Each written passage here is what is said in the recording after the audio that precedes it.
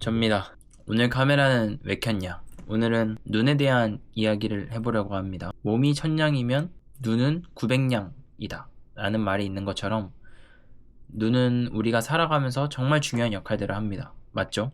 자, 그럼 내가 왜 중증 시각장애인이 되었는가에 대해서 얘기를 해보자면, 장애를 판정받은 날이 아니라 내 눈이 나빠졌다 라는 걸 알게 된 거는 18살 때였습니다. 18살 여름쯤에 핸드폰을 보고 있다가 화면에 있는 글씨를 보고 있어요. 이런 식으로 글자 하나가 엄청 뿌옇게 보이는 겁니다. 글자 하나가 잘 안 보이는 거예요. 그냥 사라진 것처럼, 모자이크 처리된 것처럼 보이길래 그냥 내 눈이 나빠지고 있나 보다, 이 시력이 나빠졌나 보다, 빨리 안경을 맞춰야겠다 라고는 생각을 하고 있었는데, 제가 이 시기 때 태권도를 다니고 있었습니다. 이제 앞에서 지도진 분들이 얘기하고 있을 거 아니에요. 그러면 앞을 쳐다보는데 원래는 얼굴이 보였던 것 같은데 어느 순간 얼굴이 안 보이기 시작한 거예요. 내가 시력이 진짜 많이 나빠졌나 보다. 네, 원래도 제가 시력이 0.3였기 때문에 그렇게 좋은 편은 아니었지만 얼굴을 못 알아볼 정도는 아니었거든요. 근데 우여곡절 끝에 태권도를 그만두고 공부가 하고 싶어서 태권도를 그만뒀습니다. 그리고 공부를 하려면 바른 자세로 공부를 하는 게 좋으니까, 장시간 동안 공부를 하게 되니까 이렇게 내내 이렇게 책상에다가 고개를 숙이고 볼 수가 없잖아요. 그래서 안경을 맞추러 갑니다. 오른쪽 눈 시력은 맞춰지는데 왼쪽 눈 시력이 안 맞춰진다는 거예요. 이거 큰일이다 라고는 그때는 생각 못했어요. 그때는 그렇게 생각을 못했고, 이제 병원을 가야 된다 라고 했을 때까지는 그냥 뭐 어떻게 하고 나면은 각막 이런 데가 조금 다쳤나? 운동을 했으니까 좀 떨어져 나갔나?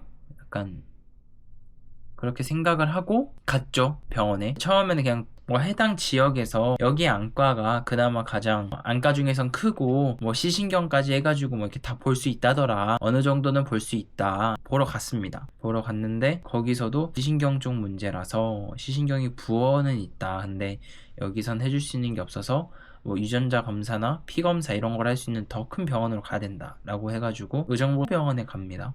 스테로이드 치료도 해보고, 일반적인 시신경염 같은 경우에는 그 스테로이드 치료를 하면은 재발되는 경우도 있긴 하지만 보통 시력이 돌아오긴 합니다. 이게 돌아오는데 저는 아예 효과를 보지 못하는 거예요. 그래서 이거는 뭔가 유전자적인 그런 변형에 의해서 온 게 맞다 생각을 하셨는지, 제가 이제 피검사를 해서 거기 안에서 이제 어느 정도 유전자 검사 그게 나오는데, 일단은 유전적으로 제가 목의 질환을 가지고 있습니다. 레버시 시신경병증이라고 합니다.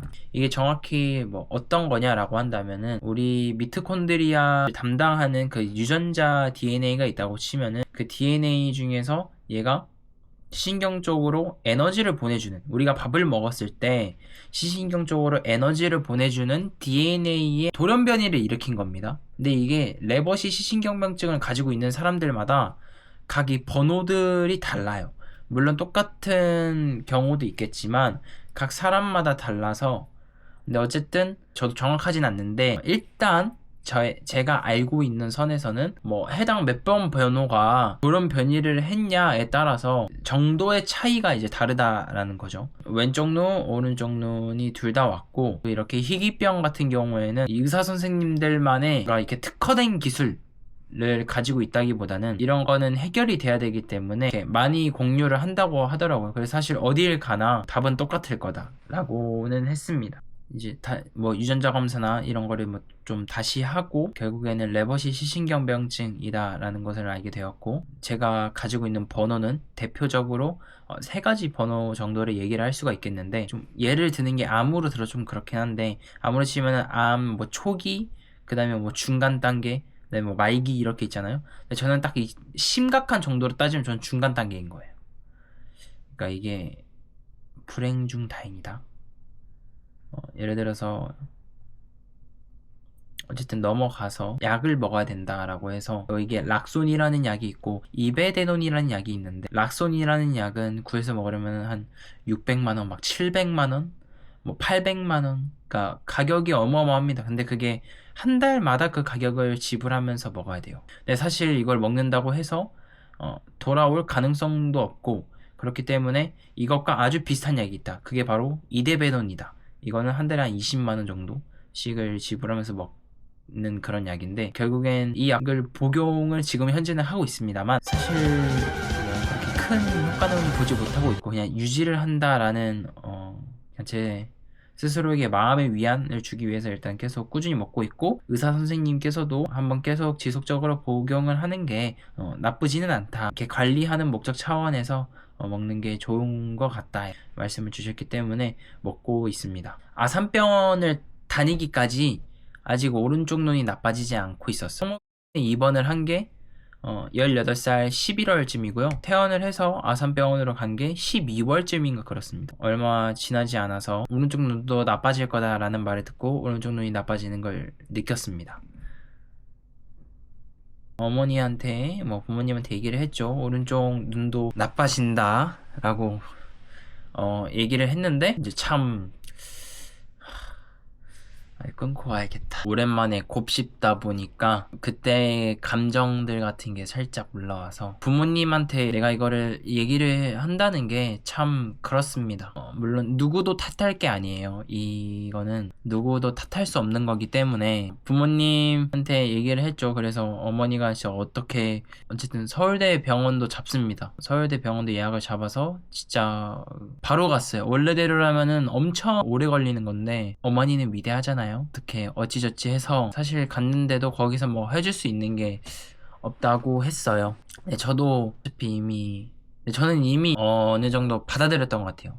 눈이 실명될 거다라고 했을 때까지는 특히 저도 희망을 가지기가 어려웠거든요. 자기가 아는 걸로는 할 수 있는 게 없다, 실명이 될 거고 거기를 가서도 거기서 해줄 수 있는 게 없다. 근데 그 의사 말이 맞긴 맞아요.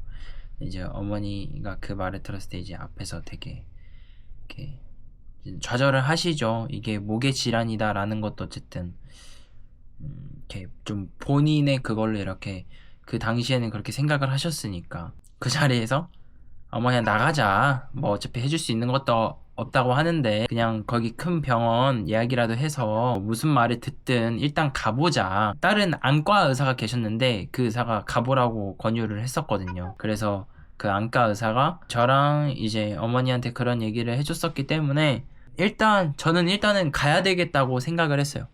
결국엔 오른쪽 눈도 나빠졌고 서울대병원을 가서도 사실 그러니까 의사들도 답답하죠. 이게 해줄 수 있는 게 없으니까. 유전자 치료에서 이게 거의 끝나가는 단계다라고는 하지만 한국에까지 들어오는 데는 굉장히 오랜 시간이 걸리고, 그리고 또 이 유전자 치료라는 거는 남의 멀쩡한 유전자 DNA를 가져다가 또 저한테 대입을 시키는 건데, 저도 이게 굉장히 엄청 얇은 지식입니다. 아시는 분들 댓글로 알려주세요. 근데 제가 알기로는 거부 반응을 일으키거든요, 몸에서. 그래서 그런 부작용들 같은 것도 있고 시신경의 상태도 되게 중요하고 그렇습니다. 비용도 조금 드는 게 아닌 걸로 알고 있기 때문에 일단 받아들이는 것 뿐이었습니다. 19살 5월 달에 중증 시각장애인 판정을 받는데 2년 있다가 한 번 더 재검사를 받아야 됩니다. 왜냐면 이 병의 주기라고 해야 될까요? 그런 게 2년이기 때문에 2년이기 때문에 처음에 2년이었고요. 되게 이 과정이 되게 힘들진 않았어요. 그냥 저는 이게 내가 장애인이 되니까 빨리 뭔가 장애인으로서 받을 수 있는 혜택도 빨리 받고 그러고 싶은 거예요.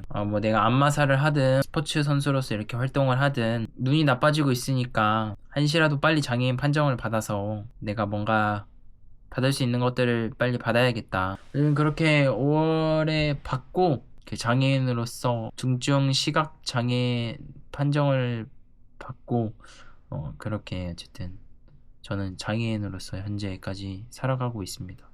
근데 제가 그때 장애 판정을 받으면서 들었던 생각은, 나는 오늘부로 다시 태어난다. 나는 제2의 삶을 사는 거다. 이전까지 살았던 나의 삶은 잊어야겠다라고 생각은 했지만, 사실 또 이 사이클 시작한 것도 그렇고 좀 예전 삶에 영향이 되게 커요. 여기까지 영상 봐주셔서 정말 감사하고요. 다음 영상은 제가 왜 사이클을 타게 됐는지에 대해서 라는 영상으로 찾아오겠습니다.